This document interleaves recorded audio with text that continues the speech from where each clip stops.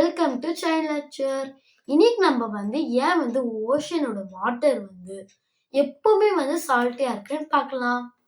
So friends, வாங்க இப்போ நம்ம பார்க்கலாம். நீங்க இமேஜின் பண்ணிக்கோங்க, இங்க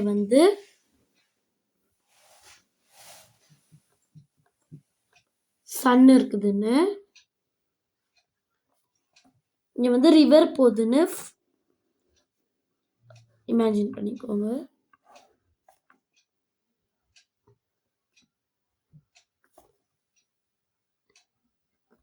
இங்க ராக்ஸ் இருக்குதுன்னு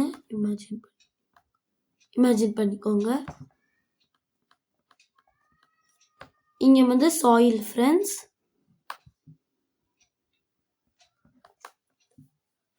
இங்கேயும் ரிவர் ஃப்ளோ ஆகும். ரிவர் ஃப்ளோ ஆகி ஓஷன்ல போய் தானே சேரும் ஃப்ரெண்ட்ஸ்.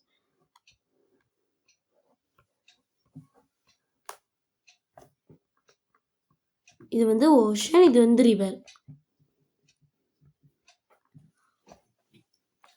இங்க கிளவுட்ஸ் ஃப்ரெண்ட்ஸ்.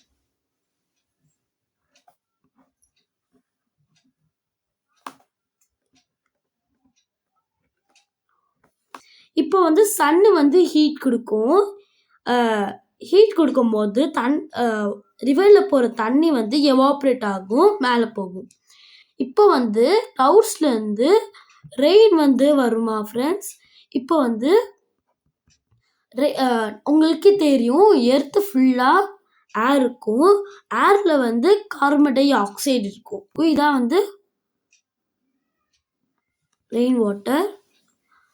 ஏர்ல கார்பன் டை ஆக்சைடு இருக்குமா. இப்போ ரெயின் வாட்டரும் கார்பன் டை ஆக்சைடும் சேரும் போது, கார்பன் டை ஆக்சைடும் இது ரெண்டுமே சேரும் போது கார்பனிக் ஆசிடா மாறும். இப்போ கார்பனிக் ஆசிட் ஸ்லைட்லி தான் ஆசிட். அது நம்மளுக்கு இனிமே ஹார்ம் பண்ணாது. ஸோ இப்போ இந்த ரெயின் வாட்டர் ராக்லையும் சாயில்லையும் போய் படுது. ராக்லையும் சாயில்லையும் மினரல்ஸ் இருக்கும். Sodium, chloride, magnesium, aluminium, iron, calcium, potassium, silicon etcetera. இது மாதிரி ஜாஸ்தியாக இருக்கும் மினரல்ஸ்லாம். இப்போ மினரல்ஸ் ராக்லையும் சாயில்லையும் இருக்குமா. உங்களுக்கு தெரியும், ஆசிட் ஏதாச்சும் பட்டா ஏதாச்சும் கெமிக்கல் ரியாக்ஷன் மாதிரி ஆகும்.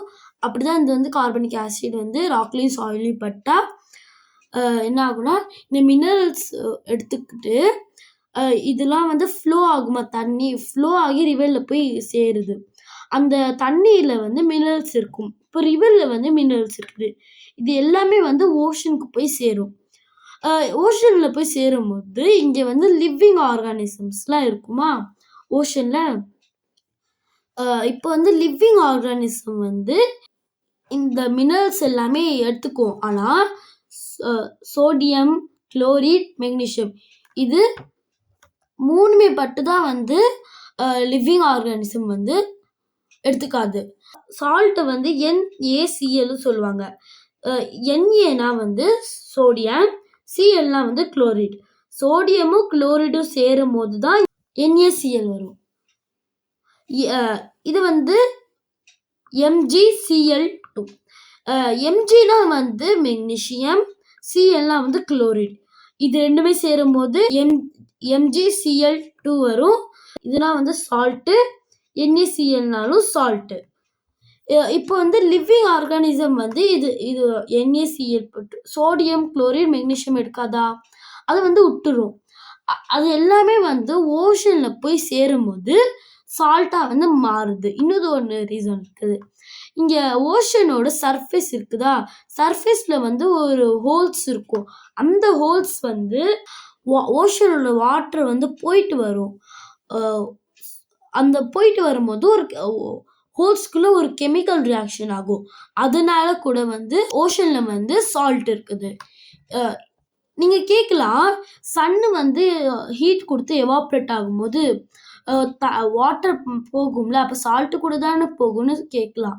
ஆனால் அப்படி இல்லை ஃப்ரெண்ட்ஸ். சன்னு ஹீட் கொடுத்து எவாப்ரேட் ஆகும்போது ஒன்லி வாட்டர் பட்டு தான் போகும். நான் ஒரு எக்ஸாம்பிள் சொல்லவா? நீங்கள் வீட்டில் வந்து ட்ரை பண்ணுங்க. நீங்கள் ஒரு பவுல் எடுத்துக்கோங்க. பவுலில் வந்து சால்ட் போட்டுக்கோங்க. கொஞ்சமாக தண்ணி கூட போட்டுக்கோங்க. இப்போ நீங்கள் வந்து ஸ்டவ்வில் வந்து ஹீட் பண்ணுங்க. இப்போ எல்லா வாட்டரும் எவாப்ரேட் ஆன அப்புறம் நீங்கள் அந்த பவுலில் பார்த்தீங்கன்னா சைடில் எல்லாமே வந்து சால்ட்டாக இருக்கும். இது வந்து உங்கள் அம்மாவோட ஹெல்ப்பால் பண்ணுங்கள் ஃப்ரெண்ட்ஸ். ஓஷனில் இருக்க வாட்டர் வந்து எவாப்ரேட் ஆகும்போது சால்ட் வந்து தங்கிரும், வாட்டர் வந்து எவாப்ரேட் ஆகி போயிடும். ஸோ ஃப்ரெண்ட்ஸ், இப்போ நான் கன்க்ளூட் பண்ணுறேன் ஏன் வந்து ஓஷன் வாட்டர் வந்து சால்ட்டியாக இருக்குதுன்னு. 3 ரீசன் இருக்குது ஃப்ரெண்ட்ஸ். முதல் ரீசன் என்னன்னா வந்து சன்னி ஹீட் கொடுத்து எவாப்ரேட் ஆகி வாட்டர் போகும்போது சால்ட் தங்கிரும், வாட்டர் பட்டு போகுமா, அது வந்து ஃபஸ்ட்டு ரீசன். செகண்ட் ரீசன் என்னன்னா ஃப்ரெண்ட்ஸ், இங்கே ஹோல்ஸ் இருக்குல்ல, அது தண்ணி போயிட்டு வரும்போது சால்ட்டாக மாறுது. இது வந்து செகண்ட் ரீசன். தேர்ட் ரீசன் என்னன்னா ஃப்ரெண்ட்ஸ், இந்த சோடியம் குளோரைடு இல்லாட்டி மெக்னீஷியம் குளோரைடு வந்து லிவிங் ஆர்கானிசம் சாப்பிடாதா, அது பட்டு இருக்கும்ல ஓஷனில், அப்போ அது வந்து மிக்ஸ் ஆகும்போது சால்ட்டாக மாறுது. ஸோ ஃப்ரெண்ட்ஸ், நம்ம 3 ரீசன் பார்த்தோம் ஏன் வந்து ஓஷனோட வாட்டர் வந்து சால்ட்டியாக இருக்குதுன்னு.